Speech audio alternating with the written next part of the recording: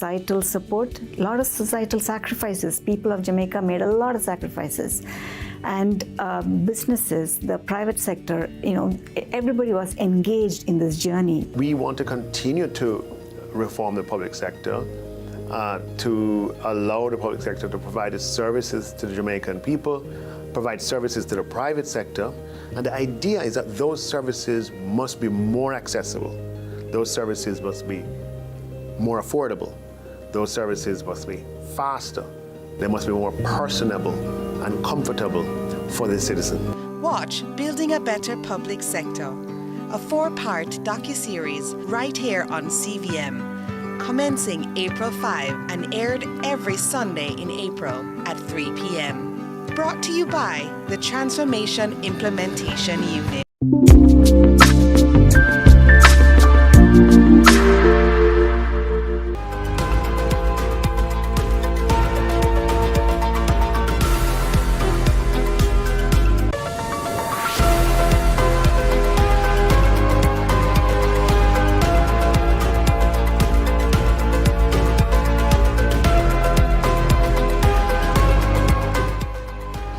Thanks for joining us for CVM News Afternoon. It's Friday, April 24, 2026. I'm Akeem Aret.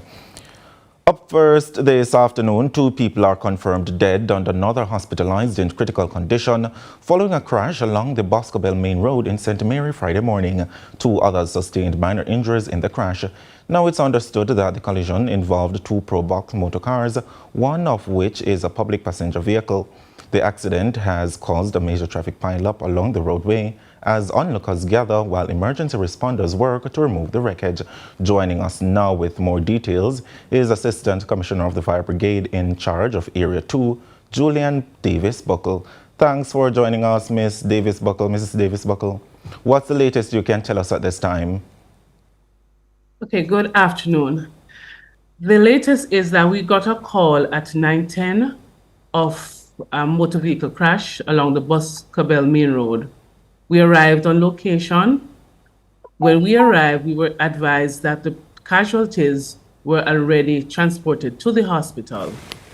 However, our investigation revealed that it involves 5 persons, 2 of which are deceased, a male and a female, and 1 male that was the driver of the private Probox is in critical condition. The driver of the taxi, we're not able to ascertain his identification, his name.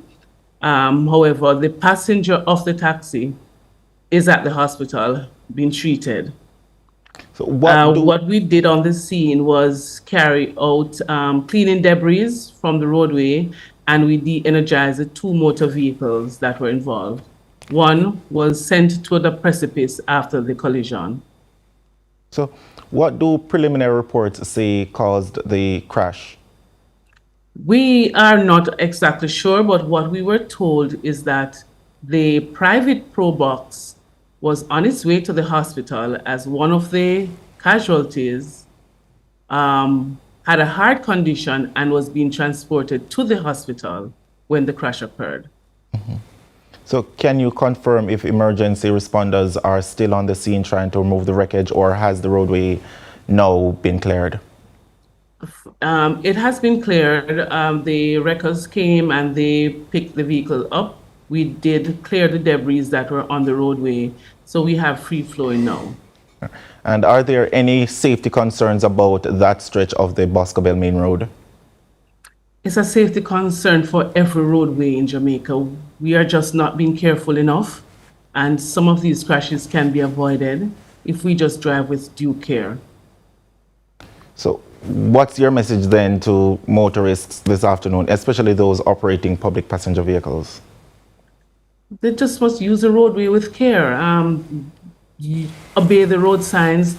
I heard a police officer said something yesterday, and it resonated well with me because the private Probox that was transporting the sick man, you transporting a sick man is not automatically way for you. You have to yield, you have to proceed with caution just the same, even if you're going at a higher speed than you should have normally been going.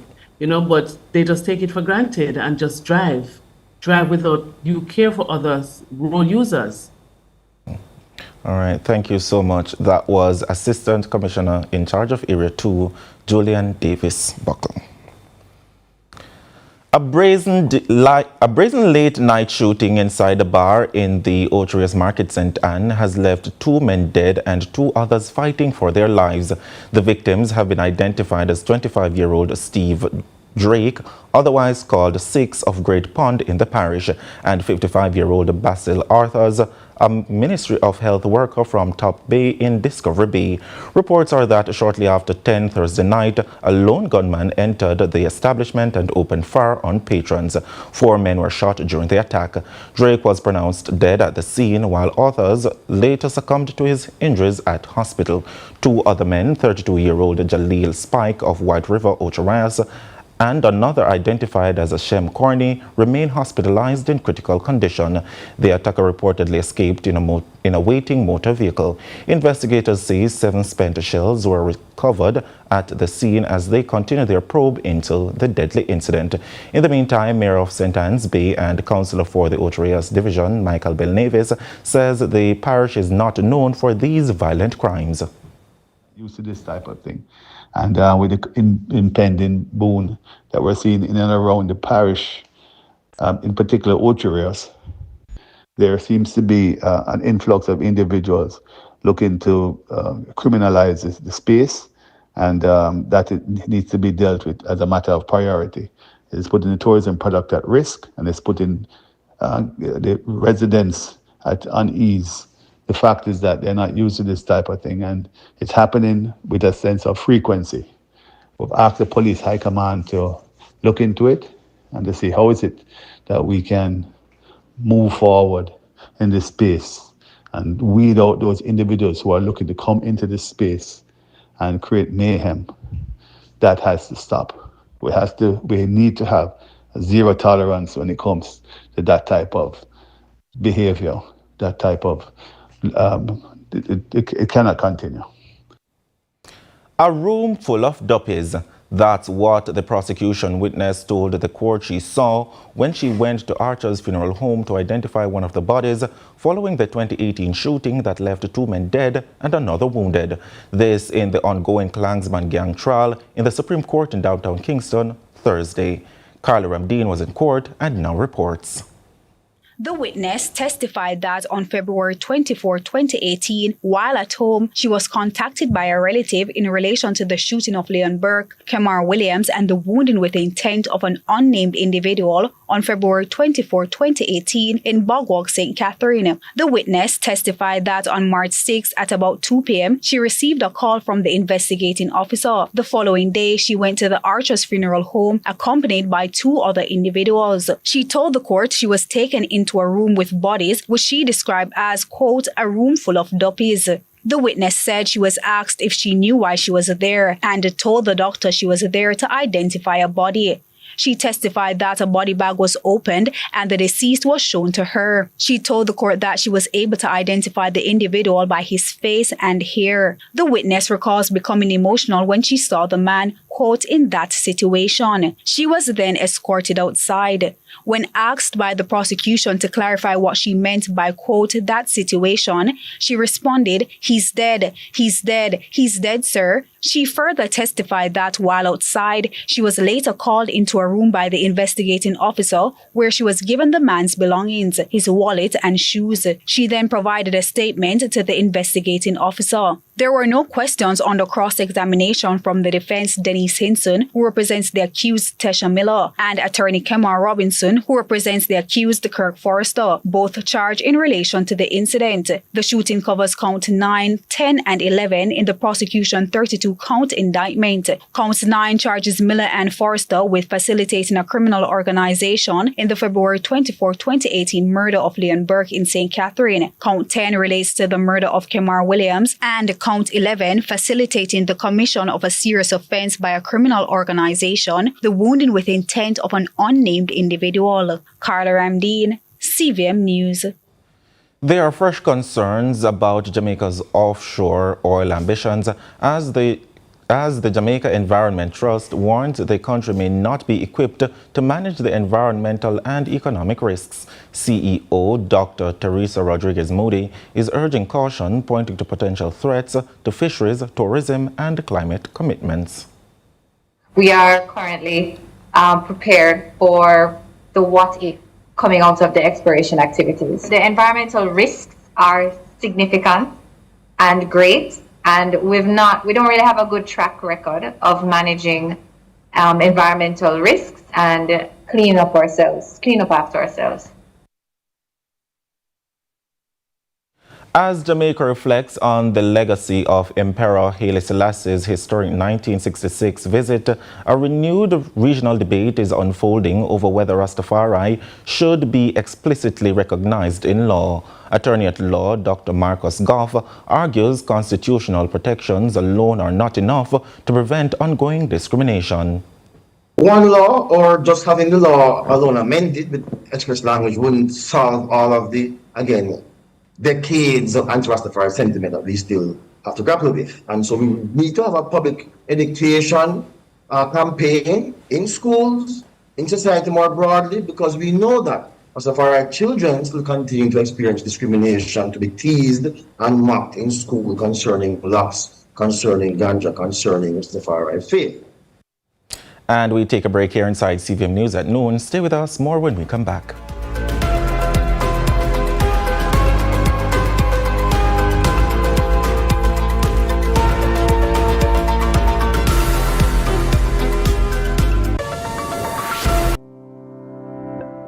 Every day starts with care. Care that's always close. SuperMed family of pharmacies is where you go for everything you need. From your morning routine to life's biggest moments. SuperMed family of pharmacies is always by your side. Whether it's prescriptions or household essentials, trust the care that's close to home. Super happy, super healthy, SuperMed.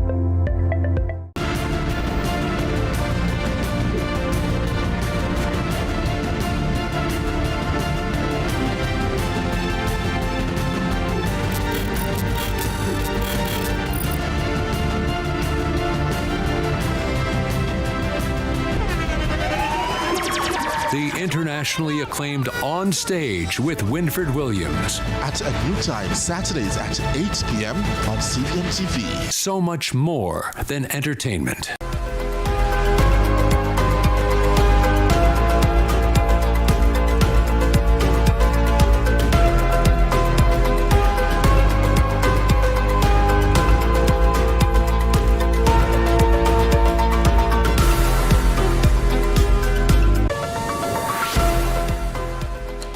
Thanks for staying with us. The recent shooting in Montego Bay has gripped the nation after a woman was fatally shot at the entrance of a church while a service was underway. The incident has sent shock waves across church communities, raising concerns about safety. Joining us now to discuss the impact of this and how the church is responding are Chairman of the Jamaica Umbrella Group of Churches, JUGC, Bishop Roy Notice, and Anglican priest and human rights advocate, Father Sean Major Campbell. Good afternoon, gentlemen. Thank you for joining us this afternoon. Father Major Campbell, what was your immediate reaction when you learned of the shooting at the church?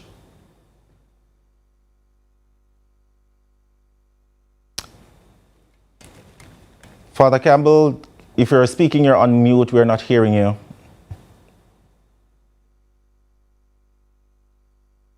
All right. Bishop Notice, what was your reaction when you learned of the shooting? A shock. I was very shocked by it. Forgive me, I'm trying to get my camera on. And just a deep sense of grief as I heard the news about the brutal killing of this Jamaican, this church sister. And just kind of, it's a low feeling that the nation is once again continuing in this path of disrespect and disregard for human life. So how has this incident affected the wider church community? The volume is low. I'm not hearing you. I'm so sorry. I was asking, how has this incident affected the wider church community? Well, the church has been really impacted by it. The believers from the Montego Bay Church in particular are still traumatized, especially those who were at the worship service. But the wider church community is always shocked and angered by disrespect for human life. We certainly embrace and believe and celebrate the sacredness of human life. And whenever human life is taken and taken so brutally, the church community really laments. And also we lament the fact that sacred space was invaded. You know, any nation that is a decent nation always has a respect for religious spaces. And whenever those spaces are invaded or desecrated, it is not just a church that must lament, but the whole nation must lament, because it sends a signal that we are really experiencing a spiritual and moral crisis.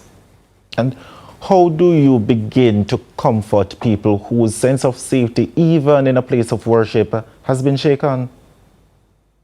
That's difficult, and I think that we first have to give people opportunity to express their own concerns, their own fears, their own sense of anger, and I think having listened, we remind people that we are living in a space that is contested. The evil is present in the world that we live in. And so even as evil invades our homes, our schools, our sacred spaces, we remind people of the sovereignty of God. We remind people that no matter who we are, none of us is immune to the evil in this world. But we also remind persons of the sovereignty of God and the grace of God to take us through the most difficult times. One of the things we also remind people is the value of community, that every Jamaican, every church person need to belong to a strong, supportive community, so that when life is threatened in this way and life is taken, we have each other to lean on. Father Campbell, I want to join you in the conversation, because this is the second incident of someone being shot, at a church. Remember, sometime years ago, someone by the name of Andrea Logarwood was also shot at a church. What message does this send about violence in our society today? Well, what it reminds me of is the fact that we live in a country that has for quite some time become desensitized to violence. People are used to seeing all kinds of videos and pictures circulated with all forms of violence, and that includes the violence that takes place by children upon children. So while it is always a shocking experience, generally speaking, this probably doesn't sound good to say, but for me, it's no longer a shock, because the reality is we live in a country where this can happen at any time. So our church We are also in a context with an epidemic of bullying, and a country where it's okay to take pride in saying, "Me not take chat from a boy, me box down the girl," and all that kind of thing, and it is cheered on in many circles. So it's a lot for us to address. So this would be my final question to you both. What would you say to Jamaicans who may now feel fearful of attending church? Starting with you, Father Campbell. I think, as with any other situation where there is fear, we are to beware of giving in to fear. Instead, we should use our voices and our actions to be agents of healing, agents of peace, agents of transformation. So, you know, we go to as basic as from the level of school. A lot of violence is taking place in school, but so is a lot of praying and school devotions. Mm-hmm. We need more times placed on sensitizing each other about respect and care for the other. And for that you, is why human rights is so important. And for you, Bishop Roy Notice? The message of the church is always one of hope in the midst of crisis and chaos. So whenever a chaotic situation occurs, even if it occurs on a church property, that in itself should say to the nation, we need now to connect more with these places of hope instead of staying